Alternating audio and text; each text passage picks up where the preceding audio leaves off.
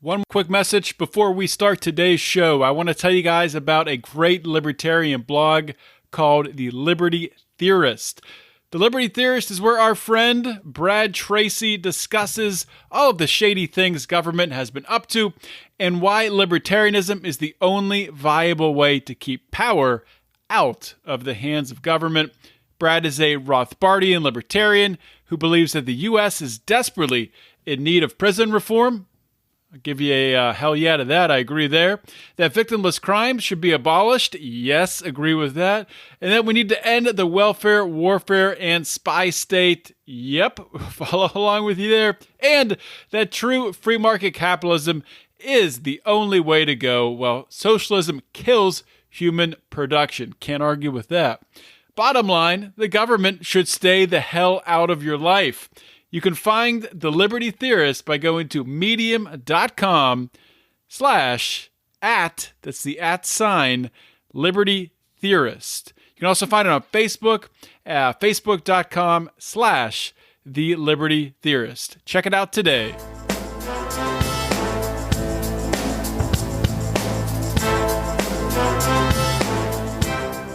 Welcome to Felony Friday, a presentation of the Lions of Liberty podcast.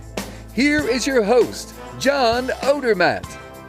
Felons, friends, and freedom lovers, welcome back yet again to another edition of Felony Friday, your favorite weekly show, I hope, here on the Lions of Liberty podcast. But you know what? If it's not your favorite, that's okay. I'm not going to take offense to it. Nobody's perfect. Maybe you like one of our other two shows. Maybe you like our Monday show hosted by Mark Clare. It's our flagship program where Mark's going to interview leaders in the libertarian movement, entrepreneurs and movers and shakers and all types of people. Brian McWilliams on Wednesday hosts Electric Liberty Land. It's current events, it's comedy, it's culture, it's insanity, it's cursing, it's wild. So to get all three of these shows, subscribe to the Lions of Liberty podcast. Of course, you can do that wherever you get your podcasts. And you know what? If you like what you hear, just leave us a review and a comment and all that good stuff, and it helps out with the algorithm. So more good people, especially in these election times when people are angry that their candidate might not have been elected. They're looking for more libertarian content, looking for more stuff like that. So give us a boost, would you? Today's show. Let's turn the page to today's show because this is super, super important and a great show to share with all kinds of people of all stripes. We have another interview with a prisoner on death row, and this is another co-author from the Crimson Letters, Voices from Death Row, which I'm going to link to on the show notes page. You can find it by going to our fancy brand new website at lionsofliberty.com. Check it out. Click around, check out all the changes we've made there, which is thanks to our patrons who have supported us and made this all possible. So thank you for that, patrons. The interview with today's guest who is on death row, these interviews always, they always get me with how raw they are and just the, just the pure honesty. And it's so, I always leave in the, the cutting away because it's actually two different calls. It's, we're talking on a phone call to death row. Obviously they can't call in on Zoom, and it's two different phone calls. So I get a 30-second warning and a 15, or I get a 60-second warning and a 30-second warning when the call is going to end, and then they call back in. They can do two phone calls. So I leave all that stuff in, mostly because it would be a pain to edit it out, but also because I want you guys to experience that, what it is like to have a conversation with someone who is sitting on death row. So hopefully you guys will check it out and share it around. Hope you enjoy today's episode. All right, so we're here with Tessie Castillo before we start the interview with Terry Robinson, a.k.a. Chanton. And Tessie's been on the show before, co-author of Crimson Letters, Voices from Death Row, which she wrote with four prisoners on death row. And I wanted to have her on real quick before the interview to talk about this case specifically because she's taken an interest in it. Chanton has claimed he is innocent. And but first, Tessie, welcome back to Felony Friday. Thank you for having me again. Well, thanks for coming on, and thanks for everything you've done to help to facilitate and set up these interviews. But I did want to bring you on because this case specifically, you've taken an interest. We can't talk about the specifics of the case, but I wanted to ask you, what is different or why is it so difficult, in your opinion, to prove innocence in a case, someone who's been convicted and sentenced to death? Sure. There's a few misconceptions that I walked into this whole situation with. I used to think, we all know that there are organizations like the Innocence Project and others that take on these kinds of cases and do an incredible job of exonerating people. And so I thought initially that if someone is innocent, then all they have to do is apply to an organization like the Innocence Project, and the Innocence Project will review their case. And if they feel that there's credible evidence of innocence, then they'll take on their case. So I felt that there was an outlet for people who were innocent. But what I discovered is that organizations like the Innocence Project, while they do incredible work, there's actually a very strict criteria for even being eligible for aid with those organizations. And many people, including Chanton, are not eligible. He doesn't meet the requirements. One of the requirements is that you're not allowed to have an attorney. And everyone who receives the death penalty is automatically assigned 2 attorneys. Now, whether or not those attorneys are actually trying to prove innocence, that's a whole different thing. But merely the fact that they have attorneys at all makes them ineligible for programs like the Innocence Project. And additionally, even if you can meet the criteria, those projects actually only take on a tiny fraction of the cases that they receive. They tend, understandably, an organization with very limited resources who can't maybe manage every single case that they're given, so they choose certain ones. And everyone else, they're told, no, I'm sorry, we can't take your case. That doesn't mean that those people who were rejected are not also innocent. It simply means that there's only a limited number of slots available in organizations like the Innocence Project.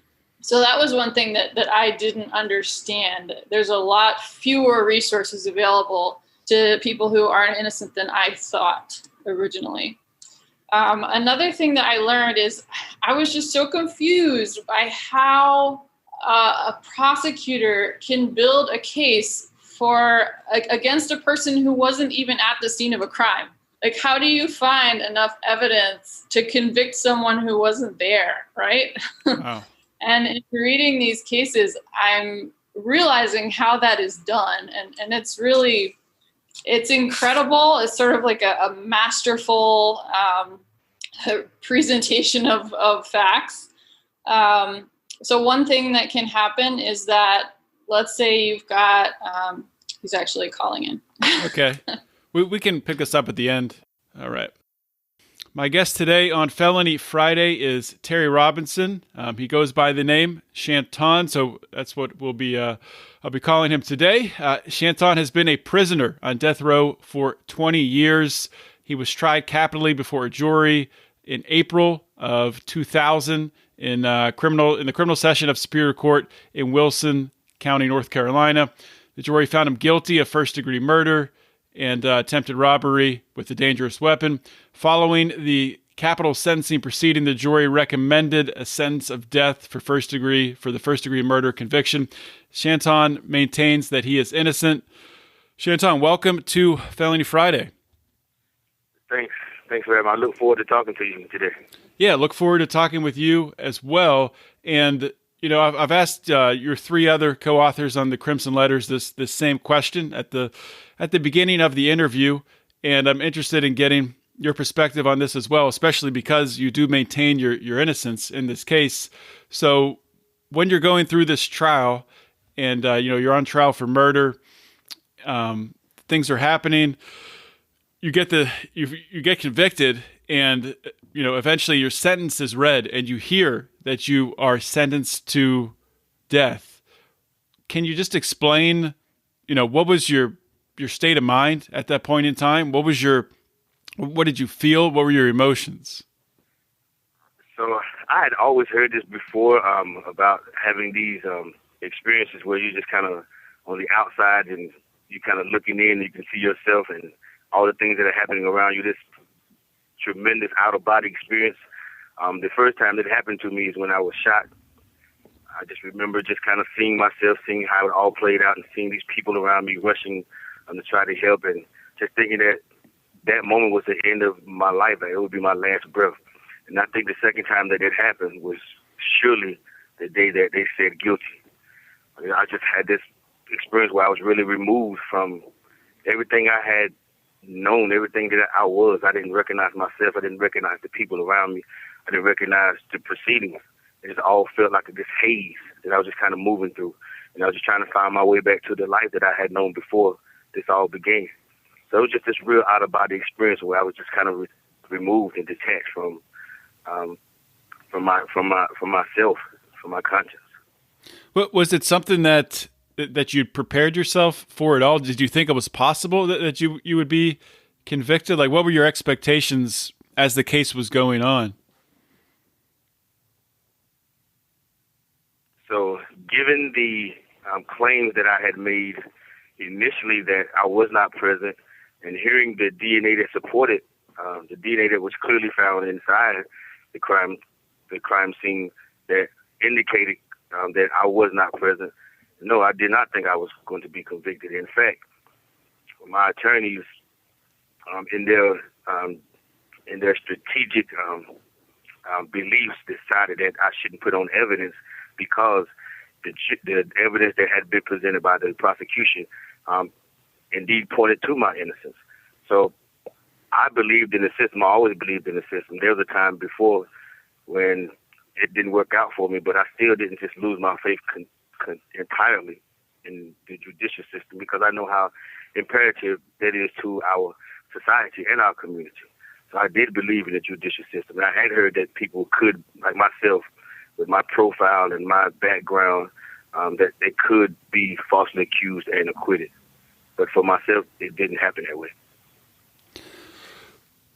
So take us through, you get convicted, obviously you're not expecting it, hit you like a ton of bricks. What was it like as you started to serve your sentence? Did you do any time in solitary confinement? What was that first year, 2 years like for you? So I guess I had my own preconceived notions of what death row must be like. And when I came here, I was so surprised that the conditions had kind of replicated some of the same living conditions that I had just been removed from. There was this county jail type of feel where there was this pod. I thought that death row, each inmate served their time individually in a cell block for 23 hours a day. And that is the case in some states, but in North Carolina, there's this pod that has these 24 cells around the pod. And there's a time of day when the doors are open and the guys can kind of just mile about in this day room, kind of watch TV, play cards, interact with one another. So when I came into this block and saw that these guys were actually out and just kind of congregating with one another at card tables, and some were studying the Quran and doing religious studies. There was a TV on the wall with some guys watching TV. That threw me for a loop initially. And then I started to think that maybe death row wasn't as bad as I thought it was, at least for them. For me, I was still living this nightmare, and I was still kind of waiting for it to be over.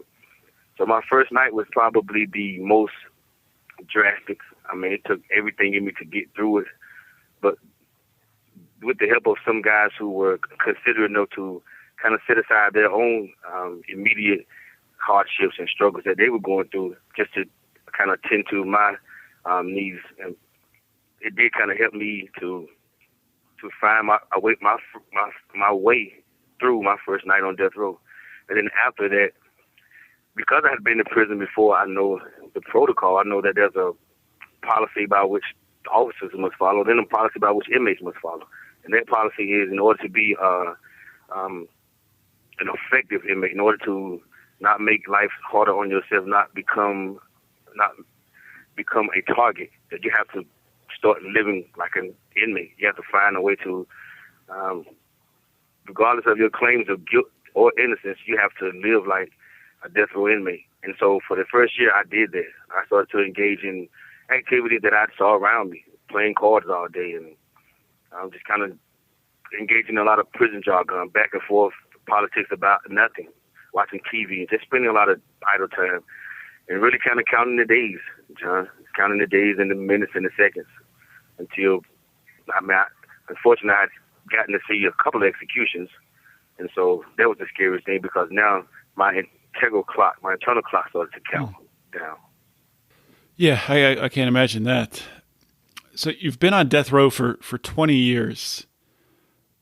What, if you had to point to, one or two things that have helped you to, navigate that time, helped to strengthen you through that time, what would you say it was? I mean, it's kind of mushy, but of course, anyone with a caring and loving parent could understand when I say that it was my mom. Just having her here throughout the entire ordeal, seeing how it affected her, and wanting so much to take that away to kind of make things better for her. And I knew that one way to do that was to not let her see my pain, not let her see what being here was doing to me. And so I had to kind of really create this exterior that was defiant, that was kind of adamant, and it was just rugged, and I could handle death row if it meant for her sake. So I didn't go down to visitation each week and then put on this front like it didn't bother me to be here. I just kind of put on this front like I can stand being here, that I can survive it. And I think what gave me that sense of ambition and motivation to kind of to outlast this ill circumstance was that, of course, I needed it to get through these 20 years, but more so, it was for my mother. Yeah, would you say that's something that is common, or is that uncommon for prisoners on death row to have, family that, they're still in close contact with? I mean, it's more common than people would think, but I think North Carolina's death row is a different situation in itself. A lot of our families are close by, and they can make the journey, and they can keep in contact through letters. But that's not always the case, and there are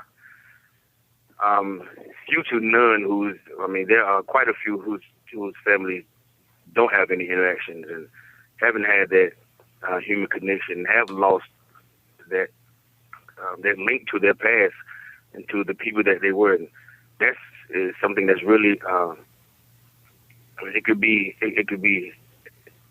it can cause despair in yourself just to see a person going through that doesn't have their family. So I always knew how fortunate I was, and I counted my blessings every day to be able to have the support that I had, because I would see guys here who didn't have that, and the toll that it takes being in a place like death row with no one to turn to. Right.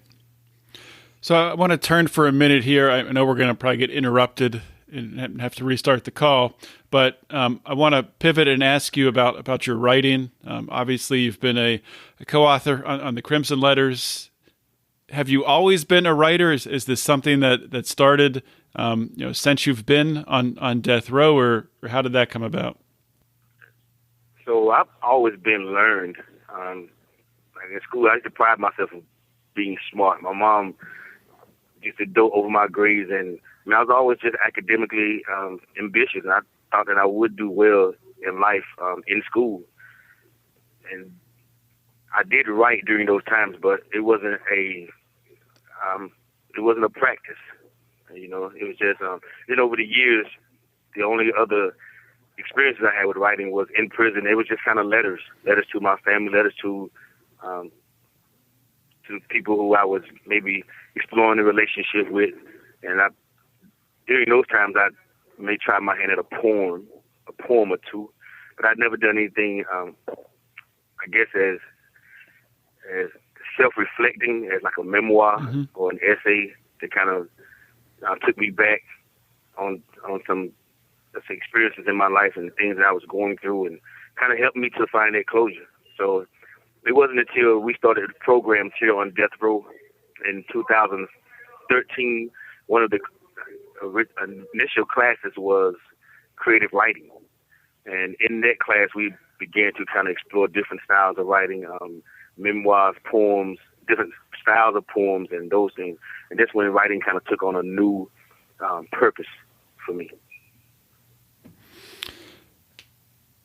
So did you find that, because you've written quite a bit, what drives you to continue to write? What kind of fuels your fire? You have 60 seconds remaining. I realized that writing is my platform. Like, it's my universe. It's my world. It's where I can be me, and I have all the say. I am the lawmaker, and I get to decide who is culpable and who's not. And it's just the one thing that I have sole control over that no one can take from me. And it's where I can be unapologetically myself. You know what I'm saying? That I can be honest. You have 30 seconds remaining. And that I owe it to myself to be honest. And so that's my ambition, that writing is just, I write as an act of defiance because I never lived a life of luxury and wealth. And writing gives me that. When I write, I'm rich. Wow, that's a really cool take. So it's like it's almost like the freedom that you have, you can express through your writing. That's pretty cool. Hey, just want to take a real quick minute here to talk about another libertarian podcast. If you haven't listened to Good Morning Liberty, it's a 5-day per week show. Nate and Charlie, I don't know how they do it, 5 days per week, pumping out fantastic content. Also, their Twitter game, I have to say, I've been following them on Twitter, is on point. At Good AM Liberty. Check it out. I don't know if it's Nate or Charlie running the account, but whichever one is doing it, fantastic job. Also, their show. So what is their show? They are trying to really take the onus of trying to change people's minds of how people view libertarians. And they're trying to do this by leading with a message of compassion first, rather than, pounding on your keyboard and screaming at people like libertarians love to do. So they're looking at ways in which policies impact people and using the principles of liberty to provide compassionate solutions. They both have backgrounds in healthcare. They own a healthcare IT company. Check it out, Good Morning Liberty, wherever you get your podcasts. You can also subscribe to their podcast by going to BernieLies.com, which so awesome redirects right to their podcast links page. So check that out. Good Morning Liberty. All right, so you'll be calling back in a minute here. Okay, I'm back. All right, Chanton. Okay, well, I want to, for the next question, I want to pivot back to, serving on death row as someone who expresses their innocence. How many other, would you say, you said that there's 20 some prisoners on death row. How many maintain their innocence? Is it a handful? Is it more than that? So here's the thing with that. For a long time, even now, I am trying to find my way with the confidence to say that I'm innocent. And that's crazy to think that if a man is innocent, why would they have an issue with saying that? And it's because you have to live this experience and know the stigma of innocence in prison and how you can easily be disregarded, how you are likely to be disregarded when you claim you're innocent. And it just comes off as rubbish. Like, everybody thinks that everybody in prison says that they're innocent. But quite contrarily, death row isn't that way. And I've been in other prisons before, in other general populations, and it's not that way there either. More people are quick to accept culpability and claim their guilt.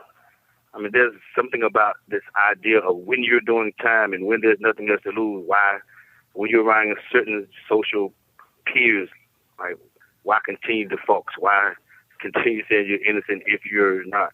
And so, in my experience, more people, especially here on death row, are accepting of their responsibility and whatever kind of misdeeds that led them here, what kind of crimes that led them here. But unfortunately, the stigma of innocence does exist. It is real, and I myself have partaken in it because I've heard guys here on death row who were actually proven to be innocent at some point said that they were innocent, and I doubted them. I cast them off as just like, yeah, right, like that's something that is so is not able to be proven. So it's kind of likely that you would say that. And so that, and then I would see the response that other people had on them. I would see the response. I would evaluate the response I had on them, and that's where my intimidation to profess my innocence derived. It just kind of spawned from this negative experience throughout the years of seeing guys who were actually proven to be innocent say that they were innocent, and how I responded. So there are more guys on death row who claim their guilt. There are a lot of classes that are geared towards that, like restorative justice. I mean, it's like specifically geared towards helping us cope with the things that we have done to lead us here to death row. And there were other classes as well, but there are a few here who do maintain their innocence.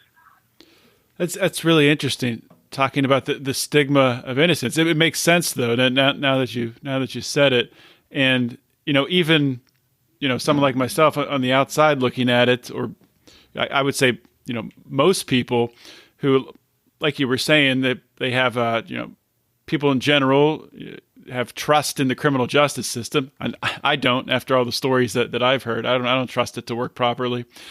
But they think, how could somebody be sentenced to death? I mean, that mistakes like that don't just happen, but they do. I mean, they do happen. And, we've seen it, like you mentioned, time and time again, people being proved innocent after being on death row. I do want to ask you a question about that, about proving your innocence from a death sentence. Why is it so difficult, and what are like the obstacles that maybe people wouldn't even assume were there that are in your way to proving your innocence? I think that I don't know. Maybe there's this. I think that we're just genetically built to adhere to controversy. Like, we love controversy. People, the exciting story is the one that's told with a lot of drama and tragedy, and so happy endings just aren't as appealing. And in this case, it was just more appealing for the jury to believe word of mouth than actual physical evidence that was presented before them. And I get their difficulty. There are some people who, especially if there's in the case of like a family member, if they make a claim, it's hard to discredit, because you have to question yourself, like, this is your family member. Why would they do or say something to them to cause you this degree of harm, this such great harm, unless it is true? So I certainly understand the jury's position and the difficulty. It doesn't make it right, but I do understand it. And I think one of the obstacles is that, it takes like little to nothing to get to death row, and then it just takes this mountain of processes and procedures to get off death row.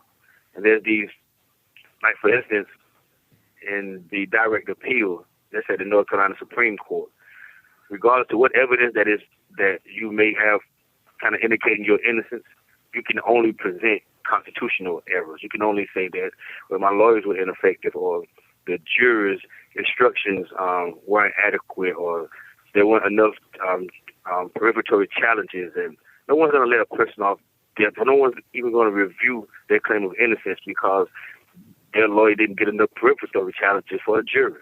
And so for me, it was so idle. That phase of my appeal was so idle because it had nothing to do with my innocence. And so I think that once you are found guilty, there's a system that kind of, it targets a certain demographic of people. It targets poor and disenfranchised people, and those are the people who are candidates for death row. And because of their financial circumstances, because they are financially insufficient, once you're here on death row, it's virtually impossible to get to fight your way off. Yeah, I mean, I was talking with Tessie before the show about some of the obstacles that people wouldn't even think were there, but people are familiar with the Innocence Project, but there's a lot of stipulations that the Innocence Project can't get involved unless certain criteria are met about the case. Can you talk about any of that? Sure. So when I first arrived on death row in 2000, maybe 2001, I received a letter from Cardozo School of Law, and I was excited about this opportunity because they said that they specialize in DNA evidence, and so I wrote this summary of my case, and it was really, really long, and kind of explained everything the best I could and sent it to them, and they reviewed it, and when they sent it back, they said that they were sorry that they couldn't help me because the DNA, they did review my case, and then they saw that the DNA evidence in my case had already been tested and presented before a jury, and that these findings were already made known. And then all they could do was to go back and kind of re-examine the DNA and possibly come up with the same conclusion that they did before or a different conclusion. So there was just no help. And then from there, I kind of really took on this. I mean, it wasn't willingly, not something I wanted, but I just kind of took on this defeatist mentality. Like, there was nothing, if people who can exercise elements, the strongest elements of my case to help me in my exoneration are saying that there's no help, then what else could I do? And so over the years, I would receive these pamphlets or these kind of memos from Innocence Projects, but all the guys on death row do. And so I didn't really feel like I was being targeted for my innocence. I didn't feel like this was an organization that believed in my innocence. They was just kind of meeting this quota, this quarterly quota. I'm sending these memos out saying that if you're innocent, contact us. But it would always be a criteria. And one of the criteria is that you can't have legal representation. So everyone on death row has legal representation. And when you don't have legal representation, then that's probably because you've already exhausted your last stages of your appeal, and what's next is your execution date. And so I didn't qualify because I had legal representation. And I thought seriously about dismissing my legal representation for the sake of an Innocence Project reviewing my case, but I didn't know what they would do to my appeals. Would it push me back to the beginning and I would have to start over, or those type of things. So those are something I had to weigh out. And then another, which I would have gladly done if it was beneficial. But the other criteria that almost impossible to meet was that you had to be on your last stages of your appeals. And again, this is death row. When you're on the last stages of your appeals, what's next is more overwhelming than this idea of an organization possibly taking your case in, because then you're in the last hour. Like, it is the 12th hour. Once you're last stage, that is our 12th hour, the last stages of our appeal, because we know what comes next. And so, again, for the sake of my innocence, I thought long and hard about dropping my appeals because I needed to meet these criteria, but I just couldn't. Like, death row, that is taboo. No one dropped their appeals. There have been times where guys have, but that's the one thing that is kind of it's just taboo. We kind of frown on guys who kind of just have given up and drop their appeals. And even the last talk amongst us of those guys in those days aren't good talks, because what we need is we need representation of guys who are in it for the long haul, who can fight. And unfortunately, some people can't. So to answer your question, John, it's just there's these criteria on death row about us not having the last stages of our appeals. We have to be in the last stages of our appeals, and none of us are. I'm really glad you explained that and went in depth there, because I don't think anybody knows that. I certainly didn't know that before today. So that's, I don't know the reasons why they have these specific criteria, but I'm definitely going to try to ask the question and get an answer just to get a better understanding of it. I'm sure they have reasons. I mean, there's reasons to all kinds of different criteria that organizations have. I do want to ask you, Chanton, so we might have time for, this is probably the last question, but just to come back, talk about your writing, that giving you an outlet, giving you some freedom. With that in mind, when people look back on your life years from now, many years from now, when you're gone, what do you want people to think about? What do you want people to take away from your life? Well, that's difficult. I mean, it's more of an enduring and impactful question than sometimes some questions don't hit you until they're in the moment and you don't really know how to respond. I do know that when I started writing and I did kind of grasp this sense of defiance, that I had a chance in having a say in who I am and how people remember me, it did motivate me. Like, it was the most inspirational thing that happened to me in all of my 20 years on death row. Having a chance to define my life and kind of leave this lasting print in the sand for people after me to kind of have a chance to know who I was. And so I think my takeaway would just be that I would want people to know that I tried. My mom taught me to just try, to always do your best. And sometimes your best isn't someone else's best. Sometimes we don't meet people's expectations. But at the end of the day, we have to know that once we've given our all, that has to be enough. And I wasn't good at it.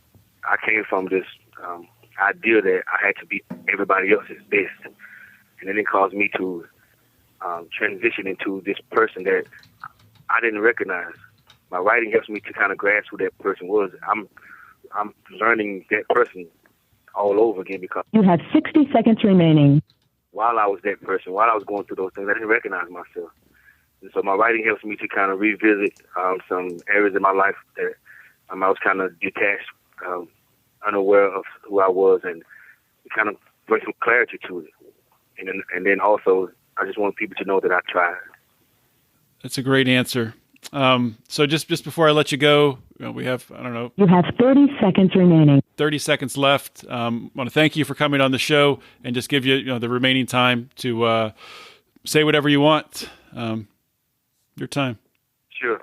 So I'm glad people got out and voted. I know everyone didn't get the outcome we wanted, but that's our policy. And so let's enjoy the next 4 years. Everybody practice social distance and check me out on Walking Those Shoes. And thanks for having me, John. All right. Thank you, Chanton.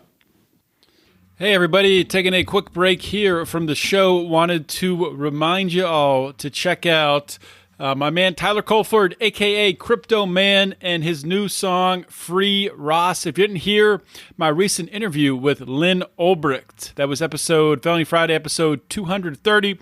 Interviewed Lynn Ulbricht, played Tyler's song, Free Ross. It's fantastic, phenomenal.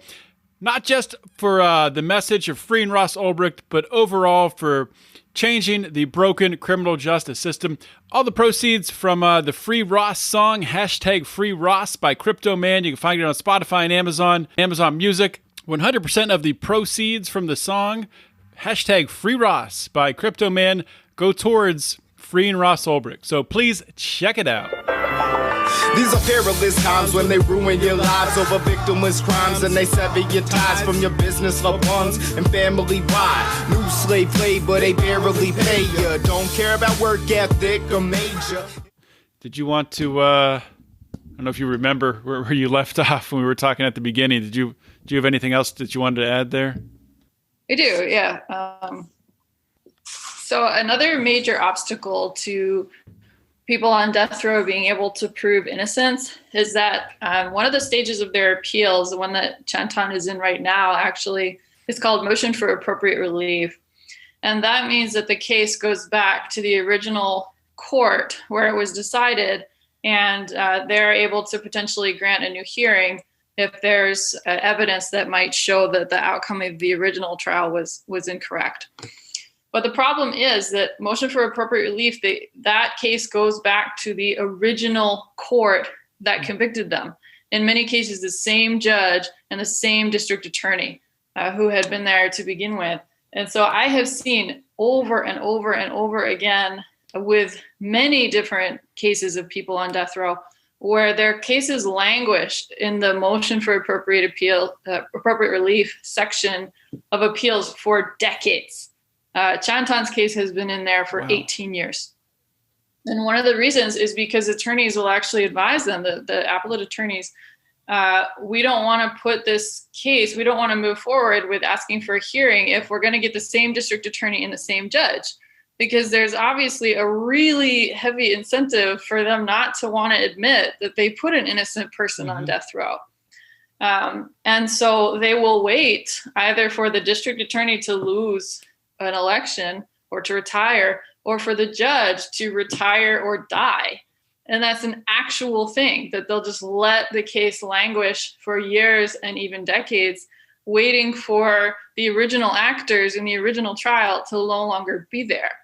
And when you've got judges which serve for life and district attorneys who don't have a limit on the number of times they can run for district attorney, then you could be waiting 20 years or more for that to happen. And it's not uncommon for people to wait that long. Wow. If that's not an indictment of how broken that system is, I don't know what is. That's it's not surprising, but I do wonder, like the first thing that came to mind though, I wonder if there I'm sure there probably are judges out there or district attorneys out there who are like, you know what, maybe I got that one wrong. You know, maybe it keeps them up at night.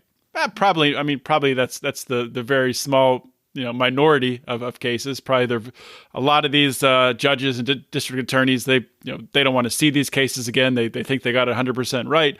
But I do wonder if there's maybe they would like the chance to right a wrong that they reflect on.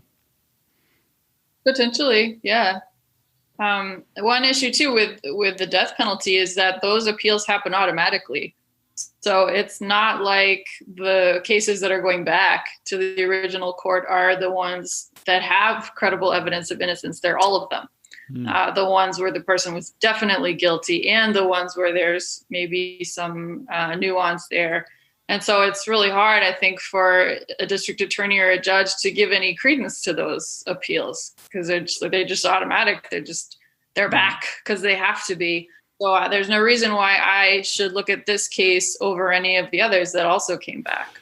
Yeah, there's no reason to think that any case is different, and you're sort of they're conditioned by all of these cases coming through that they can't pick out or I'm sure they could if they put the time and effort into it, but they don't have, like you said, they don't have an incentive to because they're the ones who sent them there. Another thing I discovered is during the trials, and I've been absolutely fascinated by this question of how false convictions even happen. If you've got a person who's innocent, who was not even at the scene of the crime and had nothing to do with the crime, then how is a prosecutor able to amass enough evidence to convince a jury and a judge to put that person to death? How do they possibly come up with enough evidence? And so I was wondering about that. And in reading Chanton's case, I'm beginning to understand how that happens. And it's really fascinating. And there's a lot of different ways it can happen. There's a lot of questionable things that go on with confessions, with eliciting confessions from people. There's almost no limit to what investigators are allowed to do in order to get a confession from people. They can deprive them of sleep for long periods of time. They can lie to them. They can promise them things. They can write the confession for them. They can do all these things to get false confessions. But even during the trial, you could have a situation, let's say, where there were 6 eyewitnesses who saw a murder happen. And the detectives interview all the eyewitnesses. They were all there, but they give wildly different accounts of what they saw. The description of the detectives are asking, what did the person look like? What were they wearing? How tall were they? And you could get 6 descriptions that don't in any way match. Just nobody knows what they saw. But then when you go to trial, the jury doesn't see that there were 6 different descriptions. The prosecutor can pick the one description that matched the most closely to the suspect that they have or to the defendant that they have, and only bring that person to trial to testify. So the jury sees the testimony of an eyewitness who was there, who saw the murder with their own eyes, and is providing a description that pretty closely matches the defendant. And so they're very swayed by that. This person was there. They saw it. They have no reason to lie. But what the jury doesn't know is that there were 5 other eyewitnesses who saw something completely different. They have no idea. Well, the defense attorney could call them, right? Could call the other eyewitnesses? Could. But they sometimes don't. Or you got to be able to get them to come, too. I mean, that could be another issue to show up. They could, but they don't sometimes. In this case, they didn't. And then you have situations like forensic evidence, right? So you can have prosecutors who come with reams of evidence, dozens of pieces of evidence, forensic evidence to a trial, footprints, fingerprints, blood, hair, clothing, all of these things. They get all of these experts to stand up in front of the jury for days and testify as to, does this or that match the defendant? The answer is no, that absolutely none of that matched the defendant whatsoever. But the way that they question the experts and the way that the experts say it is like really vague. It's sort of, they give these answers like, well, there's matching DNA bands on such and such a thing that could match the defendant, but might not. Because the way that DNA works is that there are bands that can match half the population of the world. Like we all have DNA bands that match something. So they present all this evidence, and it's almost like the jury sort of gets exhausted by the amount of evidence and all of the weird couched answers that they don't even see at the end of it, that the answer to all of it is no, none of the evidence matches the defendant. They hear a lot of, well, it could. And you probably need a skilled attorney who's dealt with a case like that with DNA evidence in order to, shoot holes in it. And if you don't have that, it's probably very difficult to do. Yeah. You don't even have to present a defense. So in Chanton's case, his attorneys did not present a defense. Really? At all. Yeah. The way a trial is supposed to work is you have a prosecution present their evidence, and then the defense presents their evidence, and then the jury makes a decision. In Chanton's case, the prosecution presented their evidence. The defense rested. What was the reasoning for that, or that you know of? You'd have to. Chanton said that his attorneys told him that they thought he would look more guilty if they tried to present evidence. I'm not sure how that would be true, but they did not present a defense. My mind. Wow. For a capital case. Unbelievable. But I do want to, I need to get somebody on from the Innocence Project to get some of these questions answered. I'm sure they have reasons, for their stipulations and criteria. I think it has to do with triaging. If you get so many cases from so many different people, and you have to pick the ones you're most likely to win. So I think that has a lot to do with it. And also, if you've got a bunch of, only people on death row automatically are granted attorneys after their sentencing. So they have attorneys who technically are supposed to look into things like innocence. Whereas people who got a life sentence or some other sentence have no attorneys. And so they would be the priority because they have no one to represent them. So I sort of understand that. The unfortunate thing is that even though people on death row may have attorneys, they're often not very good. They're not looking into innocence. Yeah, it's probably exactly what you said, triaging the cases and a lack of resources to really do so. Yeah. But. All right, Tessie. Well, I guess this is our last interview here, at least for now. Yeah. Thank you so much for setting these up and writing the book and everything you've done. Hope you guys enjoyed that episode of Felony Friday. Another awesome episode. Just want to remind everyone before you get going here, off to your next podcast and your shuffle or whatever it is you're doing with your day today. I want to thank you for giving me your time and listening to this interview. I want to ask you, please, to share this with a friend. The only way that we're going to expand this message, that we're going to reform this criminal justice system, is by sharing interviews just like this with your network. Very easy to do. And I also want to ask you to please, if you have not yet checked it out, you need to go to the Lions of Liberty store. It's lionsofliberty.store. We have a bunch of new t-shirt designs, really interesting stuff, really eye-catching designs. Of course, our taxation is death shirt has been a hit. It's selling like crazy. We now have the tax on, wax off shirt. Just awesome. And there's more coming. We're really trying to get into what we're calling it the Lions of Liberty brand of shirts. So you're going to get the cool design on the front, and then up just real small up by the tag on the back, you're going to have our Are You Ready to Roar logo. We're trying to, take another angle here and influence people through, some snazzy t-shirts. So check it out, lionsofliberty.store. And remember, if you're in the Lions of Liberty Pride, you get 20% off. So for as little as $5 a month, you're going to get 20% off all your t-shirt orders. So to join the Pride, go to patreon.com/Lions of Liberty. And with that being said, guys, thank you so much for joining me. Have a great weekend or week or whenever you're listening to this. Just have an awesome day. I'll talk to you next weck. This is John Odermatt signing off. Always remember to keep your head up and the fires of liberty burning.